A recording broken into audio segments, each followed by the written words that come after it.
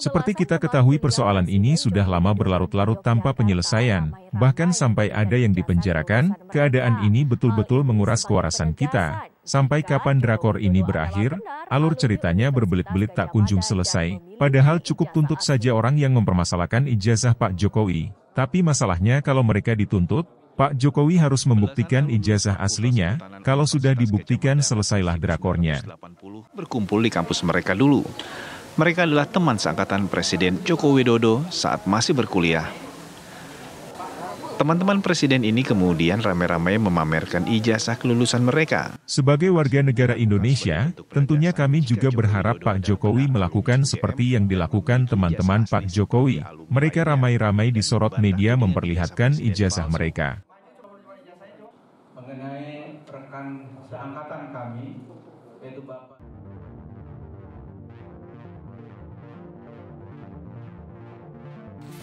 Persoalan ijazah Pak Jokowi belum selesai, sekarang kita dipertontonkan mengenai ijazah Pak Gibran yang diragukan.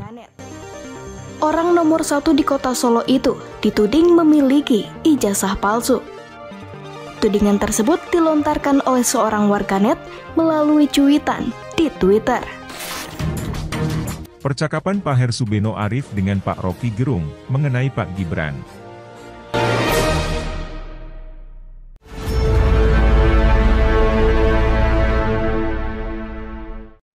Halo, apa kabar Anda semua? Semoga selalu dalam keadaan sehat walafiat. Nih, kelihatannya Gibran ini sekarang sedang diterpa isu yang nggak sedap juga. Ini isunya mirip bapaknya, diduga dia menggunakan ijazah palsu. Saya tidak tahu apakah ini mungkin masuknya dalam daftar pendidikan ya, yang dimasukkan ke KPU, yang didaftarkan ke KPU kan.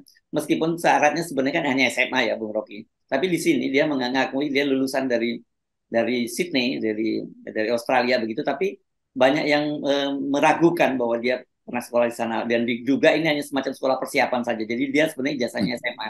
Saya jadi teringat ini beberapa hari sebelumnya itu justru Indobarometer, dan ini punya Kodari, kan membuat sebuah survei yang menyatakan bahwa menurut responden itu di antara bacawa pres itu intelektualitasnya yang paling tinggi itu adalah Gibran, gitu ya. Dan ini angkanya, nah supaya nggak salah saya baca ya, supaya saya akurat ya Bung Rocky ya, angkanya nggak main-main. Yeah. Di situ disebutkan bahwa aspek intelektualitas itu sangat dipertimbangkan oleh para responden, karena 16% sekian gitu. Dan kemudian Gibran itu menunjukkan intelektualitas dia itu 37,6%. Kemudian Mahfud MD itu tingkat intelektualitas tingginya 23,3%, dan kemudian Muhaimin Iskandar 18%. Jadi 2 digit ini kalahnya si Muhaimin dibandingkan dengan Gibran. Kalau Pak Mahfud 23 ke 37, itu 2 digit juga, itu ada 14%. Dahsyat ini Gibran ini berarti. Yang mesti dipertanyakan intelektualitasnya si Kodari sebetulnya tuh. Oh gitu. Karena bagaimana itu, apa metode untuk mengukur intelektualitas kalau itu hasil survei, kan itu gila itu kan. Tapi ya udah, memang itu yang dimaksudkan untuk menjadi demagog. Siapa namanya, barometer Indo apa? Indobarometer. Oh, Indobarometer. Yeah. Jadi dia bikin barometer untuk mengukur sesuatu yang absurd, yang didasarkan pada survei itu. Bayangkan misalnya kalau kita survei berapa banyak orang gila di Indonesia gitu kan, atau berapa banyak orang gila di lembaga-lembaga survei gitu. Kemudian muncul angkanya tuh. Bagaimana kita tahu tuh? Kan ini persepsi publik bahwa oh ya itu beberapa survei sebetulnya orang gila isinya tuh. Karena metodologinya ngaco kan. Jadi tetap ini dari soal metodologi, kita tahu bahwa ini survei yang pasti dipesan, itu udah jelas lah itu tuh. Yang kedua soal keaslian ijazah yang terus-menerus dipersoalkan tuh. Kalau kita dulu tahun-tahun 10-15 tahun lalu itu selalu heboh tuh, karena banyak orang yang mau jadi doktor dengan hanya melihat iklan di Economist, majalah ya, di Economist itu biasanya di halaman-halaman belakang itu penuh dengan iklan doktor di Amerika, terutama di pantai barat itu, bertebaran tuh. Banyak orang Indonesia yang mendaftar di situ, padahal ini iklan abal-abal sebetulnya kan, universitas abal-abal tuh. Sering kita bilang, iya lu pergi ke Amerika, belajar ke Amerika, dapat dokter, karena dokternya dibeli di supermarket ijazahnya kan. Kan itu dengan mudah orang peroleh sebetulnya kan. Jadi upaya untuk menunjukkan kapasitas seseorang dia tergiur oleh bujukan iklan sebetulnya tuh. Ya, kita nggak tahu apakah juga Gibran itu ada di dalam konteks yang sama, tapi kita tidak menduga itu. Yang kita ingin duga adalah kenapa intelektualitas itu tiba-tiba dimunculkan. Memang FNN terus-menerus mengatakan bahwa elektabilitas itu nomor 3, nomor 1 tuh etikabilitas, nomor 2 intelektualitas. Tapi itu artinya dia terlihat di dalam perdebatan, di dalam cara membuat kalimat, di dalam kemampuan untuk mengolah isu dan ide kan, bukan diukur berdasarkan IQ. Itu gini. Pak survei responden malah pendapat bukan IQ, Bung. Responden ini.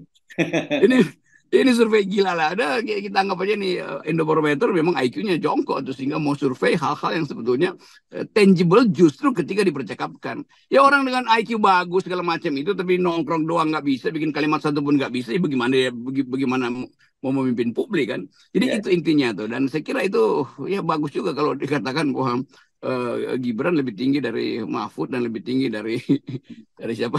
Caimin. Dan ya mudah-mudahan mereka nggak peduli. Kalau mereka peduli ya konyol juga tuh kalau capres yang lain langsung bereaksi. Kok gue lebih rendah sih? Ya tanya aja pada Pak Mahfud apa kemampuan intelektual dia di bidang politik lebih rendah dari saudara Gibran atau Caimin. Kemampuan Caimin untuk ngeledek orang, untuk bercanda itu menunjukkan bahwa intelektual publiknya itu kemampuan dia untuk mengasuh isu itu justru di atas rata-rata tuh kan begitu. Ya. Jadi sebetulnya ini Indobarometer pusing dia bagaimana caranya buat membackup lagi menaikkan elektabilitas ya dengan survei yang abal-abal. Ya, dan saya kira mungkin ini ya kemudian mempertanyakan ijazahnya Gibran ini bagian dari tadi itu downgrade terhadap ya gitu-gitu ya kan.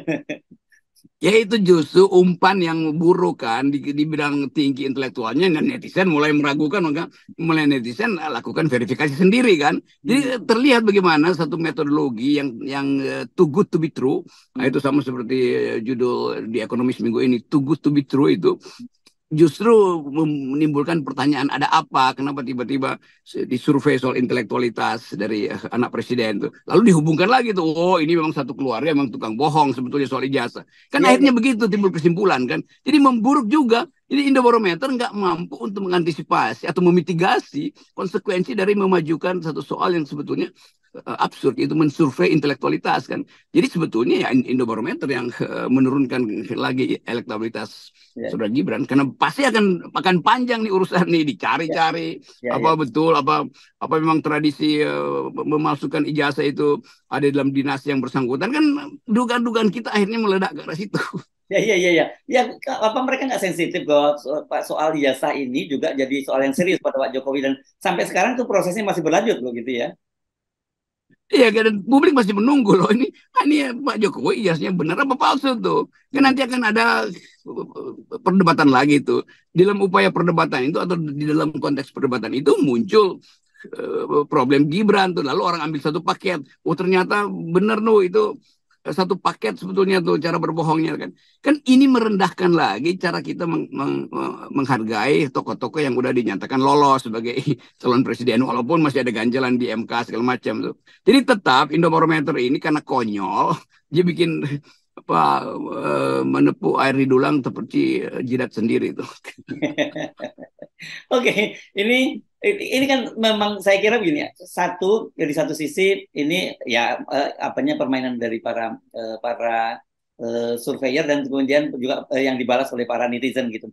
Tetapi memang ada kecenderungan di kita itu sekarang gelar itu jadi suatu kebanggaan tersendiri begitu ya. Bahkan saya lihat banyak sekali nih, mohon maaf, yang para pejabat-pejabat tinggi yang jabatannya sebenarnya sudah sangat terhormat, atau bahkan juga petinggi militer maupun petinggi Polri gitu, yang sebenarnya dengan jenderal atau apapun sudah sangat terhormat, tapi masih perlu merasa harus menambah dengan doktor, dan dokternya pun honoris causa. Dan itu saya lihat dalam setiap rapat-rapat di DPR dan sebagainya dipajang tuh nama-nama itu, Bung Rocky, Doktor HC dan sebagainya gitu. Ini inflasi ilmu, bukan inflasi ilmu pengetahuan, inflasi kecerdasan berlangsung sekarang. Jadi kedunguan itu mau di bail out lewat ijazah tuh. Ini cerita kira-kira 10 tahun lalu itu mulai marah itu di tempat saya ngajar di UI itu. Kalau sore itu ada satu kafe di mana anak-anak S1 itu nunggu anak S2, S3 yang datang dari daerah yang kebanyakan pejabat untuk dibuatkan paper, bahkan dibuatkan tesis, dibuatkan disertasi itu. Jadi bahkan di UI itu udah jadi pengetahuan umum itu bahwa pasaran 50 juta ya tesis ya. Kalau disertasi 200 juta lah bagi 10 orang buat ngeroyok itu kan. Jadi sebetulnya ini udah isu dangkal tuh, dan diperdangkal lagi dengan sangat semudah orang memperoleh ijazah karena koneksi-koneksi atau afinitas politik antara si anggota DPR atau bupati itu yang mau dapat gelar doktor itu dengan rektornya tuh. Mungkin satu partai. Kan ini intinya kan. Dan ini berlangsung makin lama makin gila tuh. Setiap kali kita dengar kok si itu tiba-tiba dia jadi profesor, tiba-tiba dia jadi doktor. Yeah. Tapi ya udah mau diapain itu kan. Orang memuja selembar kertas yang sebetulnya cuma tanda dia pernah sekolah, bukan tanda dia pernah berpikir. Dan bahkan sekolah pun nitip absen mungkin. Ya enggak, tapi kan ini jadi seperti Anda semacam antitesa gitu. Dan di tengah banyak orang gila, dan ketika Anda sendirian yang dibilang gila itu Anda, Bung Rocky, bukan mereka. Itu konsekuensi atau paradoks dari keadaan yang tidak diasuh dengan pikiran. Dalam era Pak Jokowi sama sekali nggak ada kegiatan berpikir di negara ini. Karena Pak Jokowi tidak jadi role model untuk orang yang berpikir kan. Beda kan misalnya dengan Pak Harto. Pak Harto itu dia hafal statistik dan setiap kali dia bicara itu langsung jadi seminar tuh di mana-mana. Demikian juga Gus Dur. Gus Dur ahli dalam mengupayakan kontroversi itu. Bahkan dia jatuh karena kontroversi. Tapi dia memicu perdebatan pikiran tuh. SBY juga begitu. SBY begitu setiap kali bicara seolah-olah ada teori di belakangnya tuh. Habibie apalagi itu. Jadi ini baru di era Pak Jokowi kita seperti bangsa yang tidak pernah diajar untuk bertengkar di tingkat pikiran. Akibat kita tidak bertengkar di pikiran, maka terjadi emosi meledak-ledak tuh. Setiap ada orang salah mengucapkan atau dianggap salah mengucapkan, dilaporin polisi itu. Lalu kena pidana tuh. Undang-undang ITE laku keras tuh. Padahal sebetulnya kalau pikiran itu jadi santapan harian kita, nggak akan ada lapor-melapor. Kan semua hal bisa diselesaikan dengan perdebatan, dengan argumen. Tetapi karena nggak ada argumen, maka yang beredar adalah sentimen. Ya.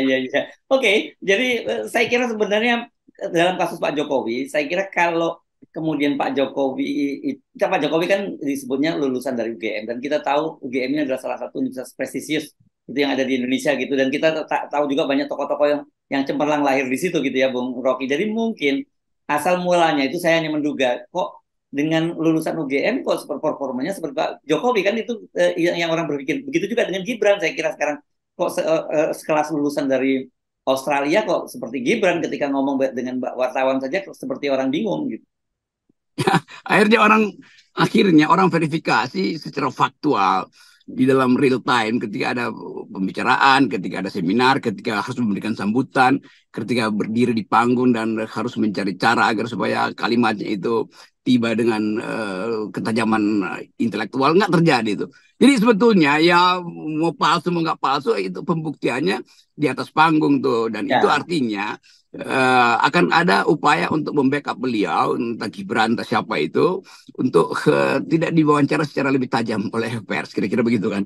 Jadi akan ada tim yang melindungi terus, seperti siapa namanya nih, Kaisar Puyi yang dilindungi terus oleh para pengasuhnya, supaya tidak terbaca bahwa dia sebetulnya masih bayi, masih anak-anak bahkan tuh. Dan ini kemarin begitu banyak kita lihat meme tentang Gibran di belakang-belakang apa namanya bis kota, pintu truk segala macam. Jadi ledekan itu akhirnya jadi semacam kelucuan aja tuh, menganggap bahwa ini ada paman, jangan omelin saya masih kecil, begitu-begituan kan. Jadi sebetulnya pengetahuan publik tentang status intelektual dari calon-calon presiden ini melampaui apa yang disurvei oleh Indobarometer. Dan kesimpulan kita bahwa Indobarometer yang mesti disurvei, apakah dia betul-betul punya otak atau tidak. Oke. Baik, Bung Rocky, daripada kita mesti akhiri perbincangan kita kali ini. Dan kami tetap muak dengan situasi sekarang ini ya. Yes, kita muak dengan para surveyor yang tidak punya metodologi itu. Yes, oke. Thank you, Bung Rocky. Ya.